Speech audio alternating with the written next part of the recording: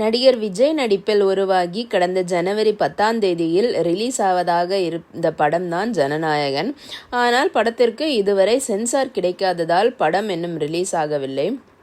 ஆனால் படம் ஜனவரி 10ஆம் தேதியே உலகம் முழுவதும் ரிலீஸ் ஆகும் என்று உலகம் முழுவதும் புக்கிங் சிறப்பாக நடைபெற்றது.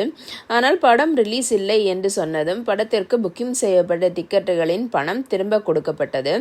படம் பிப்ரவரி மாதத்தில் வெளியாகும் என்றும் பலரும் நம்பிக்கொண்டு இருக்கையில் திடீரென வந்து விழுந்தது ஒரு அதிகாரப்பூர்வ அறிவிப்பு.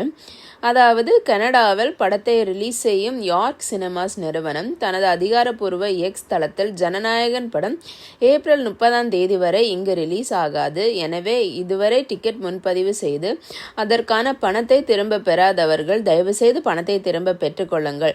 இது தொடர்பாக தியேட்டரிலும் சென்று விசாரிக்கலாம். படத்தின் ரிலீஸ் தேதி அறிவிக்கப்பட்டதும் நமது மெம்பர்ஷிப் வைத்திருப்பவர்களுக்கு டிக்கெட் முன்பதிவில் முன்னுரிமை அளிக்கப்படும் என்று குறிப்பிட்டுள்ளது.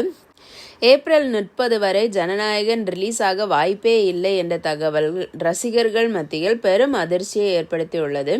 அதாவது தமிழ்நாடு சட்டமன்ற தேர்தல் முடிவு பெறும் வரை படம் வெளியாகாது என்பது உறுதியாகிவிட்டதால் ரசிகர்கள் பெரும் கவலையில் உள்ளனர். இது தொடர்பாக தயாரிப்பு நிறுவனம் இதுவரை எந்த அறிவிப்பும் வெளியிடவில்லை. இதுபோன்ற சுவாரஸ்யமான செய்திகளுக்கு சேனலை சப்ஸ்கிரைப் பண்ணுங்க. நன்றி.